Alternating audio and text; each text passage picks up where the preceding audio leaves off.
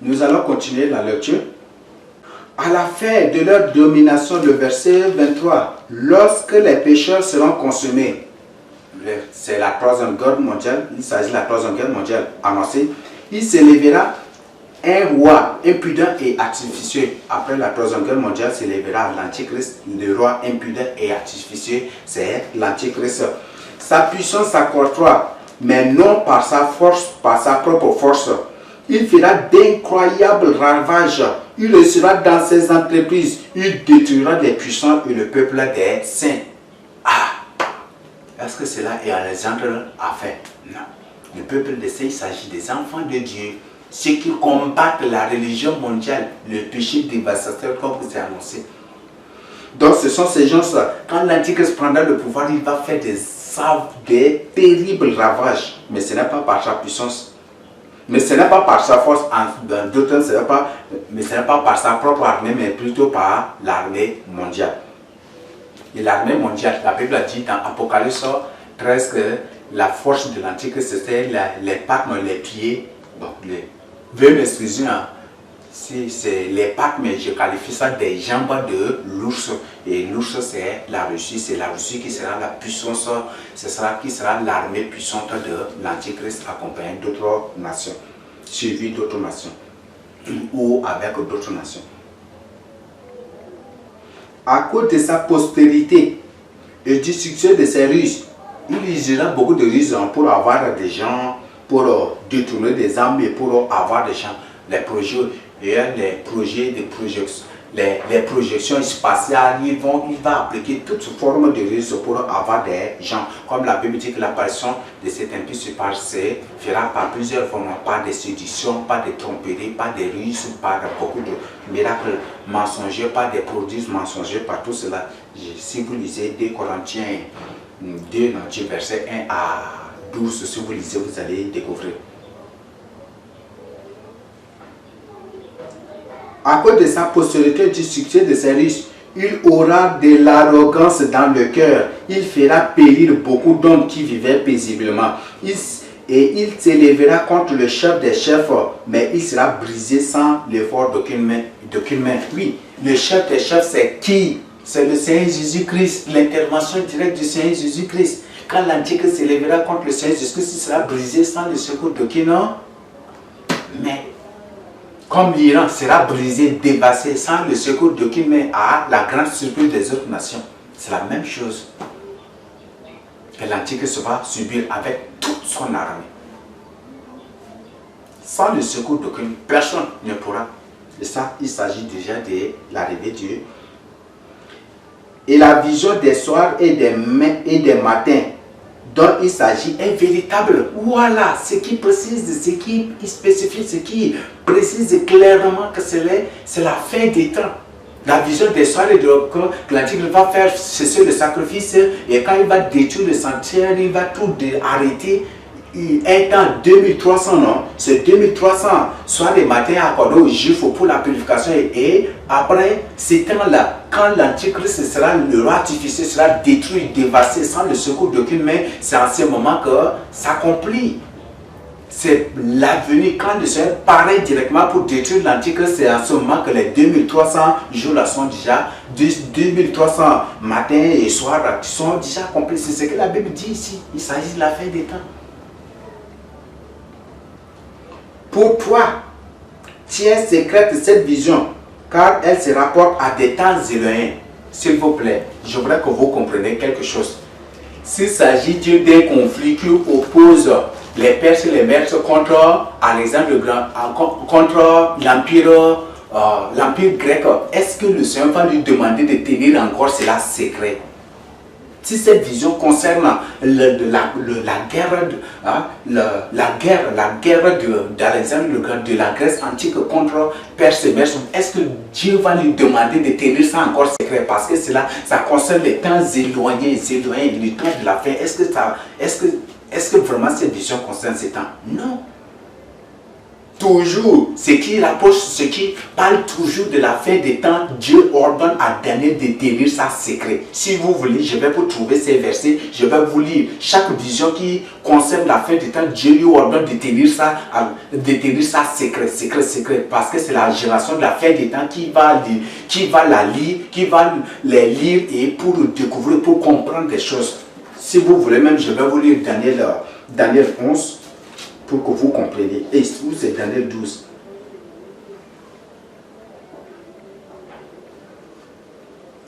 Daniel 12, verset 9. Daniel 12, verset 9.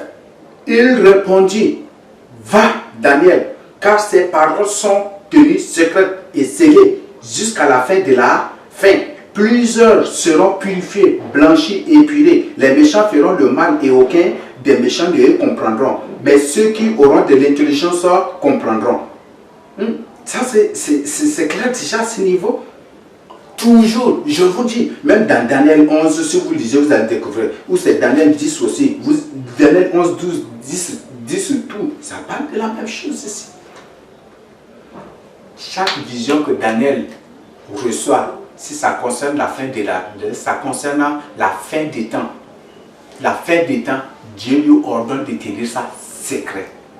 De ne pas donner d'explications ni de détails, de ne pas de rédiger, de présenter de manière à ce que c'est à la fin des temps, de manière codée. Pour que c'est à la fin des temps d'abord, nous qui sommes aujourd'hui, nous puissions les lire et découvrir. Mais on ne peut pas s'élever comme ça et lire et comprendre, non. C'est seul le Saint-Esprit qui peut t'aider. C'est seul le Saint-Esprit qui va t'aider. Et c'est seul le Saint-Esprit qui te fera comprendre. Mais si c'est toi-même, tu vas comprendre charnellement, tu vas interpréter charnellement, tu vas te mettre à expliquer charnellement et tu vas dire charnellement des choses. Voilà, c'est ce qui se passe aujourd'hui sur beaucoup de gens. Donc, on lit les commandes, tiens cela secret, tiens cette vision-là secrète, car elle se rapproche au temps éloigné. Les temps éloignés, les temps éloignés, c'est notre temps. On dit les temps éloignés, le temps qui précède l'enlèvement et le temps qui suit aussi, qui précède le millénaire. Il s'agit de ces temps-là. C'est un code. Le Seigneur parle de ces gens-là, de ces temps-là. Le temps qui précède l'enlèvement et le temps qui précède le millénaire. Jusqu'à la fin de la colère, on parle aussi des 7 coupes de l'Apocalypse. C'est Apocalypse 15, non, 16, vous lisez, vous allez découvrir jusqu'à Apocalypse 17, 18, vous allez découvrir tout cela. Les 19 aussi, non, si vous lisez, vous allez découvrir les différentes coupes versées. Les coupes de la colère de Dieu versées avec les différents fleurs qui en sont suivis. Si vous lisez, vous allez découvrir. Nous continuons la lecture. Moi, Daniel, je fus plusieurs jours languissant et malade. Puis je me levais, je m'occupais des affaires du roi. J'étais étonné de la vision et personne n'en eut connaissance. Oui, il était troublé parce que ces choses-là, ça fait peur.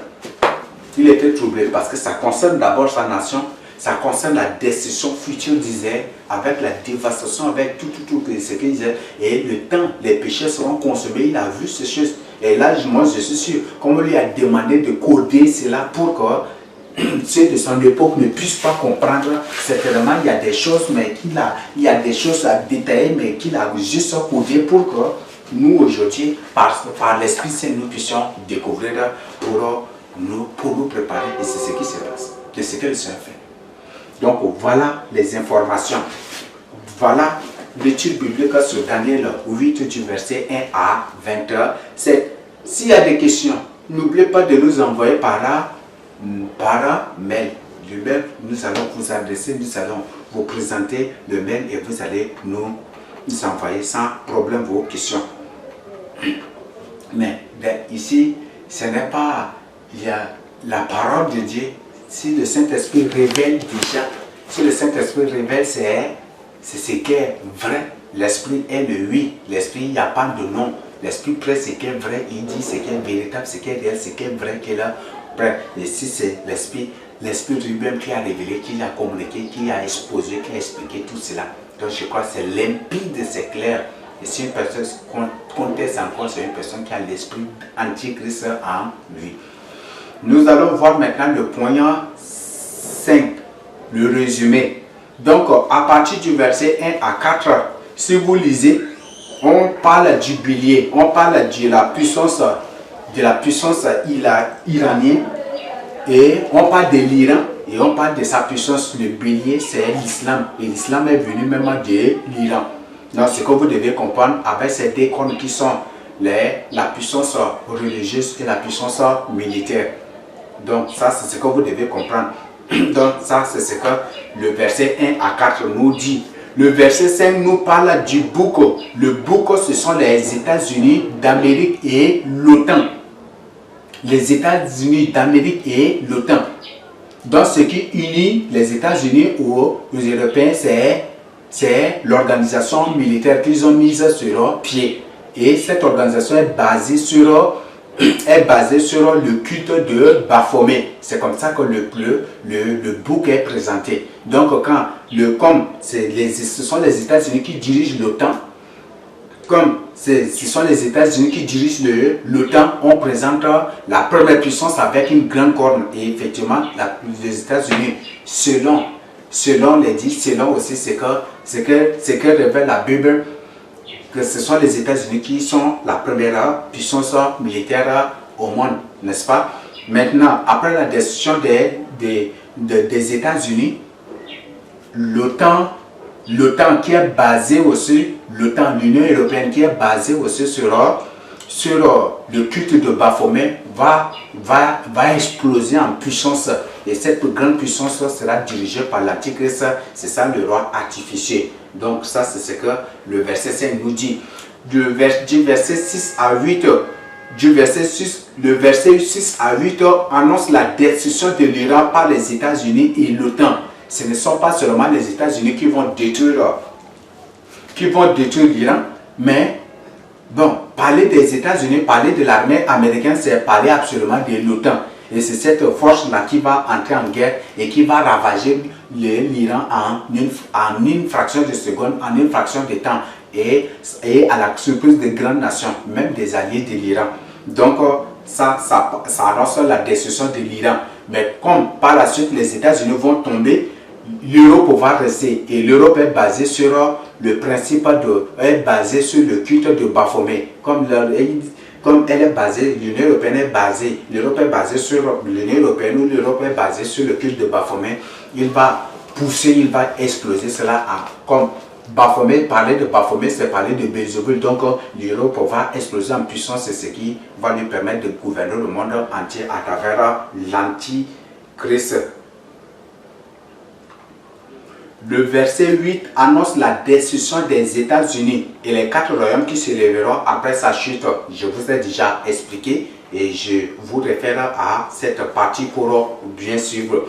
Le verset 9 à 14 annonce les œuvres, la guerre de l'Antichrist et la grande tribulation. Si vous lisez, je crois que c'est déjà expliqué de long à large déjà. Donc si vous lisez, vous allez découvrir ce que l'Antichrist va faire. Il va mener des guerres contre l'Europe, il va détruire les nations, il va détruire les gens, il va détruire même les saints aussi. Et déjà, je crois qu'on a vu qu'il va faire mourir aussi les saints. Il s'agit de ceux qui ont raté aussi l'enlèvement. Parce qu'Israël ne sera saint que lorsqu'il acceptera le Seigneur Jésus dans sa vie. Tant qu'Israël n'accepte pas le Seigneur Jésus dans sa vie, il n'est pas encore saint. Donc la guerre de l'Antichrist contre les saints annoncée. Je crois que c'est au verset combien?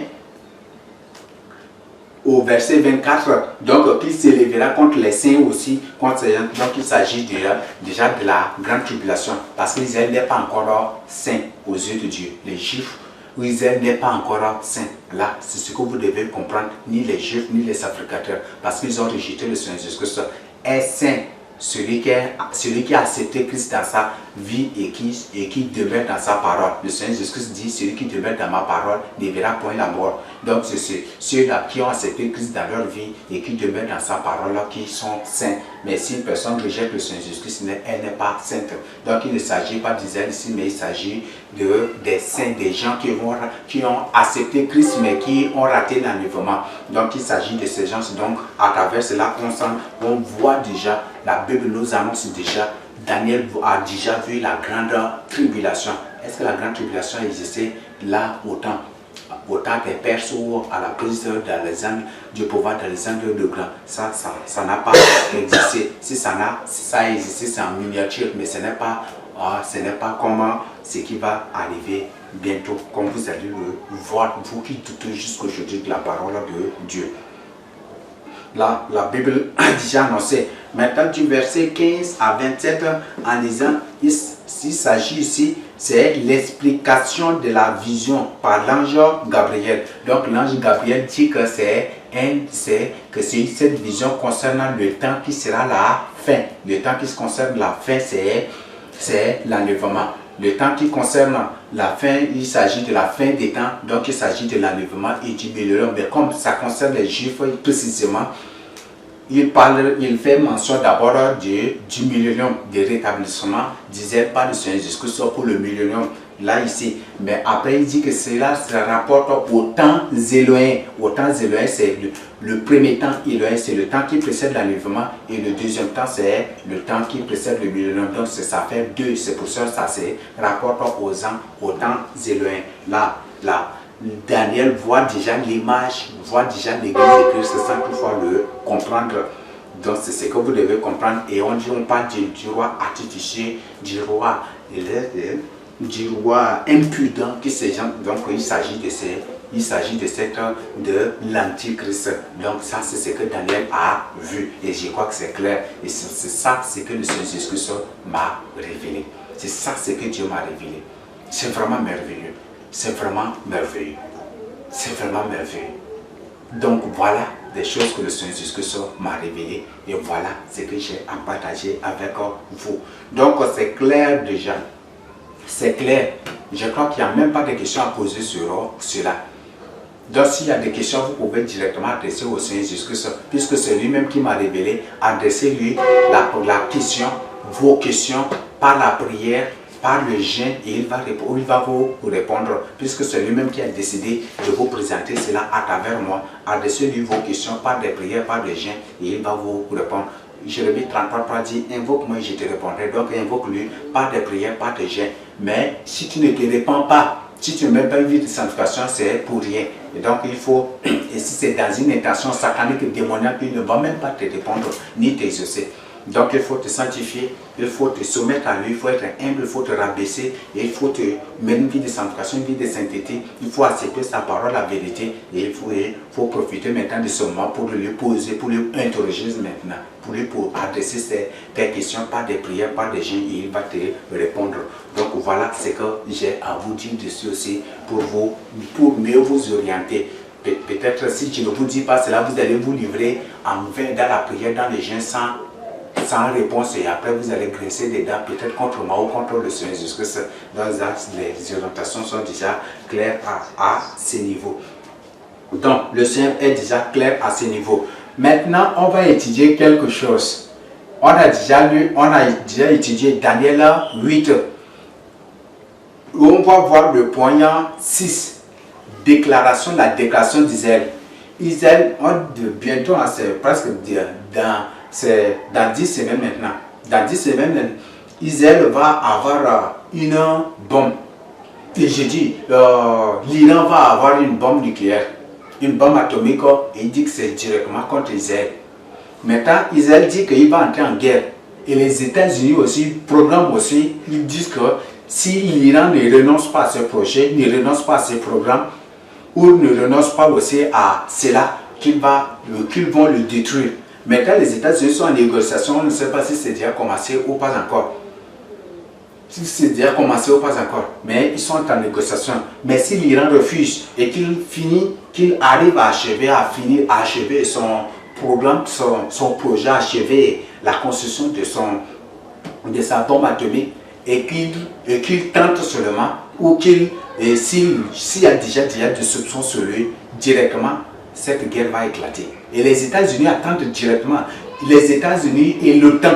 Quand on parle des États-Unis, on parle absolument de l'OTAN. On ne peut pas parler des États-Unis sans toutefois parler de l'OTAN.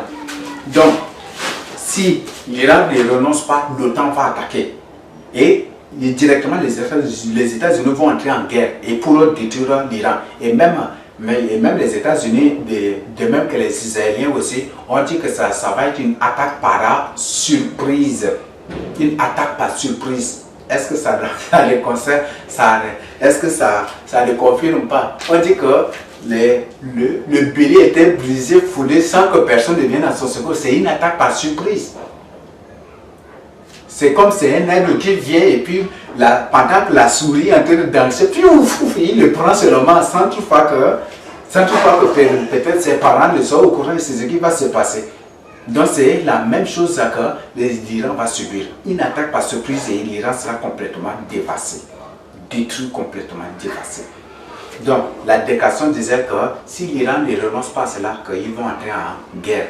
Que les États-Unis même sont déjà prêts à entrer en cette guerre-là pour détruire l'Iran. Parce que ce programme, si c'est pas l'Iran, si ce n'est pas Israël qui sera détruit, ça va être cette bombe sera larguée directement contre les États-Unis. Parce que c'était ça la vision de l'Iran. Construire cette bombe-là contre les États-Unis ou contre Israël. C'était ça. Et c'est pour ça que ces deux puissances se sont entendues. Si l'Iran ne renonce pas à ce projet, ne renonce pas vraiment à ce programme, qu'ils vont entrer, ils vont l'attaquer par surprise pour le dévasser, sans le secours d'aucun, comment la Bible l'a annoncé.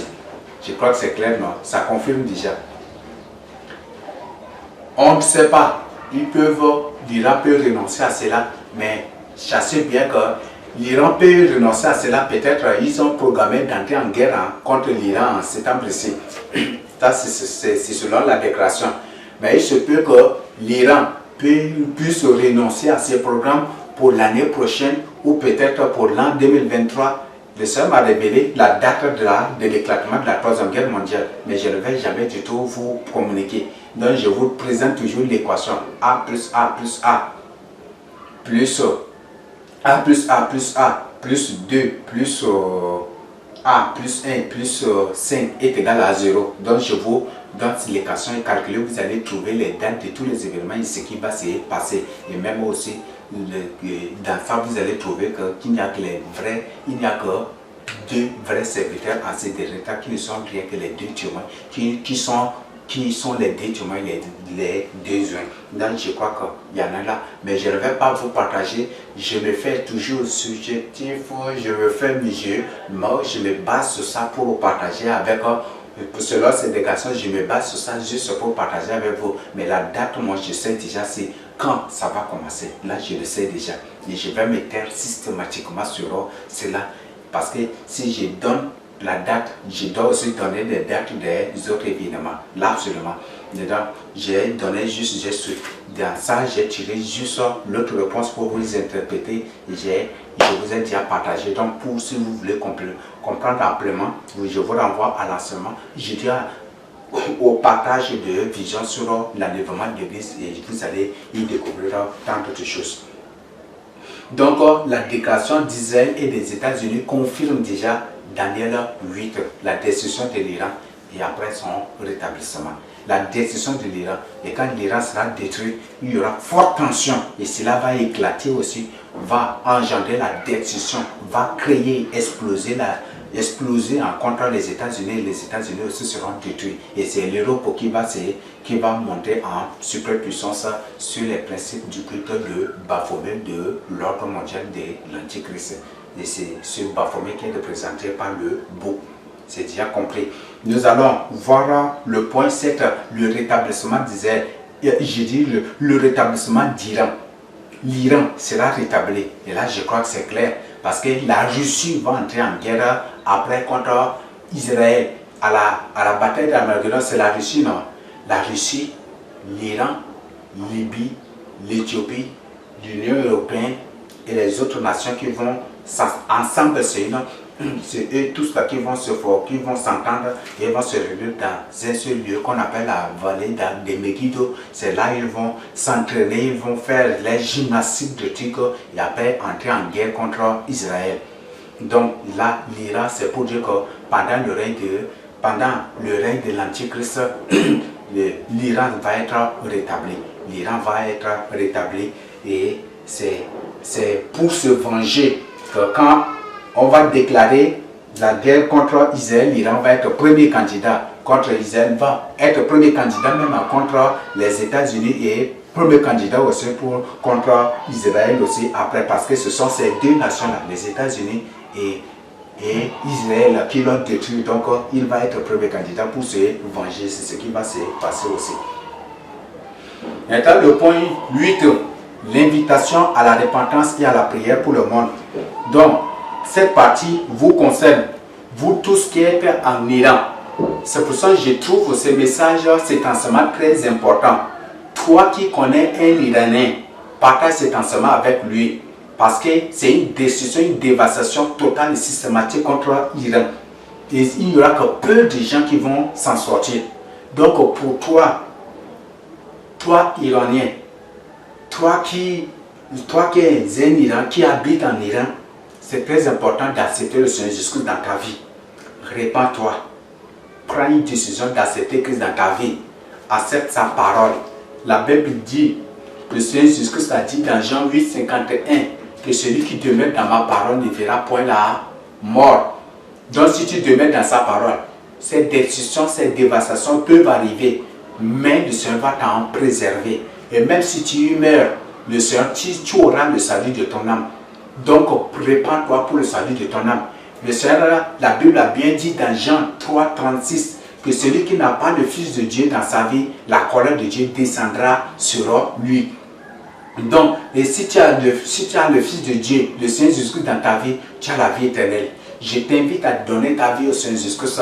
Il s'agit d'un message clair. Il s'agit d'un avertissement d'urgence. Ne dis pas demain d'abord, je vais voir demain. Il ne faut jamais du tout tenir ce langage. Je t'invite à donner ta vie au Seigneur Jésus-Christ. Parce que c'est la décision de ton pays. C'est la décision du pays, de ta résidence qui est déjà annoncée par la Bible. Et tu vas être surpris. Parce que la Bible dit que l'Iran sera détruit sans le secours d'aucun homme. Il ne s'agit pas d'une déclaration de guerre qui va durer ou il ne s'agit pas d'une guerre qui est programmée contre Israël, non, contre l'Iran, non. C'est une guerre surprise par surprise. Donc en rien du temps et directement les États-Unis et l'Iran sera détruit. Et c'est de la même manière que les États-Unis seront en une heure et les États-Unis sont détruits. Et c'est la même chose qui va, et c'est ce qui va arriver à l'Iran. Et c'est la même chose là qui va arriver aussi aux États-Unis. Donc accepte le Seigneur Jésus-Christ dans ta vie. Répands-toi. Si tu vis dans l'impudicité, si tu vis dans le péché, dans la fornication, dans l'homosexualité, dans la bestialité, si tu es dans l'islam, quitte l'islam pour le Seigneur Jésus-Christ. Si tu es terroriste en formation ou déjà formé, je t'invite de quitter cela pour le salut de ton âme. Ce n'est pas encore trop tard. Quitte cela pour le salut de ton âme. Même si tu meurs dans cette guerre, je veux, et c'est aussi les pleurs du Seigneur Jésus pour toi, d'être sauvé après ta mort, que d'être escorté par des anges, transporté par des anges au paradis pour le salut de ton âme. L'islam ne sauve point. Tous les musulmans qui sont morts sont en enfer, de même que Mohamed. Aucun musulman n'est au paradis. Il y a beaucoup des imams qui ont vu le Seigneur Jésus et que le Seigneur Jésus a conduit en enfer et qui ont vu tous les musulmans qui sont morts et qui sont en train de souffrir dans ce lieu.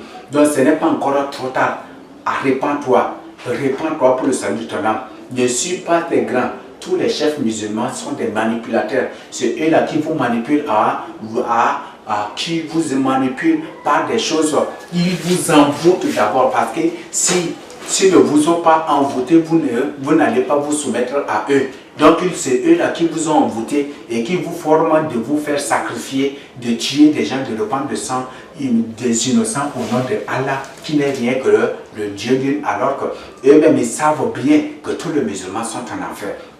Il ne faut pas point du tout te livrer dans l'islam ou dire que même si je suis mort, même si je serais tué, je serais ramené à la vie parce qu'il y a l'incarnation. Oui, l'incarnation c'est le domaine de l'islam et la plupart, 90 quelques % des musulmans sont des incarnés. C'est vrai, mais je t'invite, je te dis, cette incarnation va finir juste à la bataille d'Armageddon.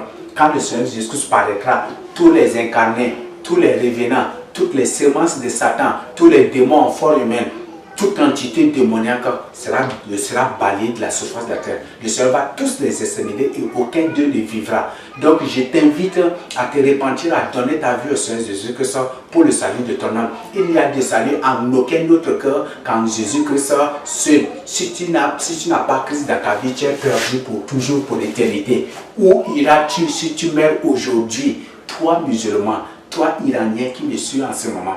Donc, où iras-tu si tu meurs aujourd'hui? C'est en enfer ou au paradis? Pense au salut de ton âme. Dieu n'est pas un criminel. Dieu n'a nulle part permis dans sa parole à ses enfants de prendre des couteaux et d'égorger les gens ou de tuer des gens, de répandre le sang innocent. Dieu n'est point du tout dans ces choses. Si Dieu est tout puissant, pourquoi c'est Dieu tout-puissant? Si Allah est tout-puissant, si Allah est Dieu, pourquoi c'est Allah vous demande d'aller vers les marabouts, vers les devins, de prendre des gris-gris, des puissances de pouvoir, de faire ceci, d'envoûter les femmes avant de les marier? Est-ce que Allah, vraiment, si Allah est vraiment Dieu, Allah c'est la preuve à suffisance que Dieu, que Allah n'est point du tout Dieu, mais c'est juste un démon, c'est juste un démon qui habite la lune. Donc je t'invite à la repentance pour le salut de ton âme. Il n'y a de salut en aucun autre qu'en Jésus-Christ seul. Le Seigneur Jésus-Christ a dit que c'est lui seul le chemin, la vie et la vérité. Nul ne peut aller au Père que par lui seul. Dans Jean 10, du verset 1 jusqu'au dernier verset, si vous lisez, le Seigneur dit que c'est lui seul qui est la porte de la bergerie. Tu ne peux pas, le paradis est là. Tu ne peux pas entrer au paradis sans le Seigneur Jésus-Christ. Et le Seigneur Jésus-Christ dit, si une personne veut ou si une personne entre par le mur, veut sauter le mur pour entrer, c'est un voleur et il va le prendre pour le jeter dans l'abîme. Donc sans le Seigneur Jésus-Christ, tu ne peux pas entrer au paradis. C'est lui la porte du paradis. Ce n'est point du tout Allah. Allah c'est un démon, ce n'est pas du tout Mohamed c'est un démon. Et c'est un démon qui a essayé, c'est Satan lui-même. Donc je t'invite vraiment à la repentance. Ce n'est pas encore trop tard. Même dans le Coran c'est bien précisé que c'est Jésus-Christ, Issa, Al-Masih c'est Issa. C'est Aïssa, c'est lui qui jugera le monde entier. C'est lui qui jugera Mohamed, c'est lui qui jugera toute l'humanité. C'est Aïssa c'est Aïssa qui est la parole, c'est Aïssa qui est le Messie, c'est Aïssa qui est Dieu, c'est Aïssa qui est au-dessus. Vous-même, le Coran a bien parlé d'Aïssa. Lisez les versets, ne vous laissez point du tout corrompu par ces gens, par ces incarnés qui sont vos imams, qui sont vos chefs ou qui sont ceux-là, vos guides ou vos leaders qui vous entraînent au péché. Donc là, c'est clair déjà. Repentez-vous et donnez votre vie au Seigneur Jésus-Christ. Ce n'est pas encore trop tard, vous les musulmans. La Bible est claire et le Coran même est clair que c'est seul Jésus-Christ qui est le Fils de Dieu. C'est seul Jésus-Christ qui est agenté. Le Coran même a démontré les miracles du Seigneur Jésus-Christ. Si Mohamed est Dieu, si Mohamed est le messager de Dieu, quels sont les miracles qu'il a fait? On reconnaît un prophète aussi par les miracles. Donc quels sont les miracles qu'il a fait? Donc donnez votre vie au Seigneur Jésus-Christ pour votre salut. C'est très très très important. Donc ce n'est pas encore trop tard et ce n'est pas encore trop tard. Donnez votre vie au Seigneur Jésus-Christ. Là, je vous invite à donner votre vie au Seigneur Jésus-Christ. Pour vous, le reste de l'humanité, je vous invite à prier pour le monde, pour que même si cette guerre éclate, si la troisième guerre mondiale éclate, qu'il y ait des âmes qui soient sauvées, que des âmes soient sauvées. Prions pour que des âmes soient sauvées. Vous qui êtes des élus de Dieu, c'est une interpellation à l'intercession, aux prières, à la prière pour l'humanité entière. Parce que la troisième guerre, si l'Iran est détruit, c'est la troisième guerre mondiale qui va éclater. Donc prions pour que des âmes soient sauvées. Et vous qui jusqu'aujourd'hui doutez de la parole de Dieu, qui ne menez pas une vie de sanctification, une vie de sainteté, c'est le moment maintenant. Vous êtes interpellés à mener une vie de sainteté, une vie de sanctification, à vous sanctifier, à à vous dépouiller du monde, à abandonner, à quitter le monde pour être dans les bras du Seigneur Jésus-Christ. Donc ça, c'est le message que le Seigneur Jésus-Christ nous a donné. Donc, bel et bien, la vision, pour conclure, bel et bien, la vision concernant aussi la fin des temps. Donc, comme nous avons le verset 17 nous dit que c'est un temps qui sera la fin, là c'est là, si on renverse, c'est la fin des temps. Ecclésiaste 1, verset 9 nous dit que ce qui a été, c'est ce qui sera. Ce qui s'est fait, c'est ce qui se fera. Il n'y a rien de nouveau sous le ciel et sous le soleil. C'est ce que la Bible nous dit. Donc, il s'agit bel et bien de la fin des temps, de l'Iran actuel, de la guerre qui va éclater, de l'attaque surprise que les États-Unis et certainement avec Israël vont mener contre l'Iran et pour le dévaster complètement. Et cette guerre va engendrer la troisième guerre mondiale. Donc c'est ce que vous devez comprendre. Donc c'est très important maintenant. Le Seigneur nous a tout clarifié. Le Seigneur nous a rendu limpide l'enseignement de l'étude biblique. C'est maintenant, c'est le moment qu'en tant qu'évangéliste de partager avec les autres. Car ce message concerne tout le monde. Vous qui n'avez pas encore donné votre vie au Seigneur Jésus-Christ, vous êtes interpellés. Le Seigneur vous invite à lui donner votre vie. Parce que si la troisième guerre mondiale éclate, ça va être terrible, ça va être une guerre hautement nucléaire. Donc tu n'auras pas le temps. Peut-être quand la bombe éclate directement, tu es carbonisé, tu n'auras pas le temps de confesser tes péchés. Toi qui attends à être d'abord dans l'agonie ou peut-être à être prêt de mourir avant de confesser tes péchés, il faut cesser maintenant cette philosophie, ces raisonnements. Mais répands-toi pour le salut de ton âme parce que c'est la plus terrible des guerres qui va éclater. Donc donne ta vie au Seigneur Jésus. Le Seigneur t'invite à lui donner ta vie. Donne-lui ta vie, accepte-le dans ta vie, confesse-lui tes péchés, répands-toi, mène une vie d'évangélisation, mène une vie de prière, mène une vie d'intercession. Si tu n'as pas une Bible et que tu ne sais pas la bonne version à payer, faites-nous aussi, on va vous orienter vraiment à payer la bonne version de la Bible pour méditer. Et si possible, même si vous n'êtes pas loin, on peut même vous envoyer aussi une. Et si vous êtes loin aussi, on va vous orienter là où on va vous communiquer, on va vous orienter la bonne version à payer. Donc, si tu es musulman et que tu veux accepter ta vie, tu veux accepter le Seigneur Jésus dans ta vie, tu veux lui confier ta vie, c'est très important. On va vous laisser le numéro, la page YouTube, on va vous laisser le numéro, notre adresse mail aussi, et nous on va vous laisser aussi le site pour votre édification et pour que vous ayez aussi des orientations au fur et à mesure. Mais point du tout, le salut est individuel. Le salut est individuel. Même Mohamed a dit que personne ne portera le fardeau de personne. Donc en enfer, personne ne va porter ton fardeau. Les personnes, le salut est individuel. Donc je veux que tu donnes ta vie au Seigneur Jésus-Christ et qu'à partir d'aujourd'hui, tu deviens une nouvelle créature. Ne crains pas les persécutions, ne crains pas les tribulations, ne cherche point du tout à plaire à tes parents, ne cherche point du tout à faire honneur à tes parents ni à faire quoi que ce soit. Non, le salut est individuel. Le salut est individuel, il n'est pas du tout collectif. Ce n'est pas parce que tes parents sont destinés pour l'enfer qu'il faut aussi les suivre pour l'enfer, pour les honorer. Là, c'est vraiment une grave erreur qu'il faut vraiment éviter. Donc, viens au Seigneur Jésus-Christ. Il ne faut même pas chercher à aller. Et si possible, si tu te retrouves très loin, tu peux nous faire signe. On peut même vous accueillir ou peut-être vous orienter là où vous devez être pour votre sécurité. Ça va beaucoup vous aider. Donnez votre vie au Seigneur Jésus-Christ, vous les musulmans. Donnez votre vie au Seigneur Jésus-Christ, vous qui ne menez pas une vie de sainteté, une vie de sanctification. Donnez votre vie au Seigneur Jésus-Christ, vous qui doutez de la parole du Seigneur Jésus-Christ. Donnez votre vie au Seigneur Jésus-Christ, vous qui êtes dans l'idolâtrie. Donnez votre vie au Seigneur Jésus-Christ, vous qui ne l'avez pas encore dans votre vie. Ça, c'est très important. Ce message, il y a de ça tout le monde. Après avoir suivi cet enseignement, si réellement tu es un enfant de Dieu digne des noms, je parle des enfants de Dieu dignes des noms, je ne parle pas des hypocrites. Si réellement tu es l'image et la gloire de Dieu, si réellement tu es celui-là à qui le Seigneur Jésus-Christ a dit allez partout pour répandre la bonne nouvelle, partage cet enseignement avec les musulmans partage cet enseignement avec les musulmans, avec les Iraniens. Si tu les connais, partage cet enseignement. Il ne faut pas avoir peur. Prie et demande au Seigneur de les saisir de son Esprit Saint et envoie-leur cet enseignement, l'intégralité de l'enseignement, si possible, ou les inviter à suivre, à télécharger. Et si possible, si tu as déjà téléchargé, que tu les connais prêts aussi dans le vaginage, ou peut-être quelque part tu peux mettre ces enseignements à leur disposition pour leur avertir.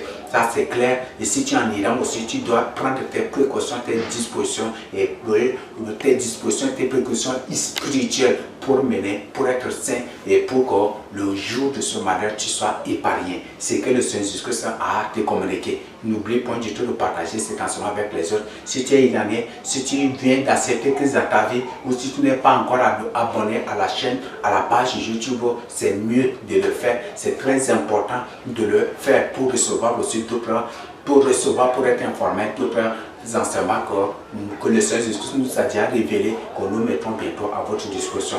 Telle est la parole de Seigneur Jésus-Christ. Je suis fidèle et je suis intègre. Je l'ai partagé intégralement et fidèlement avec vous. Donc, c'est ce que j'ai à partager avec vous. Recevez cela au nom du Seigneur Jésus-Christ et partagez avec d'autres âmes pour leur salut.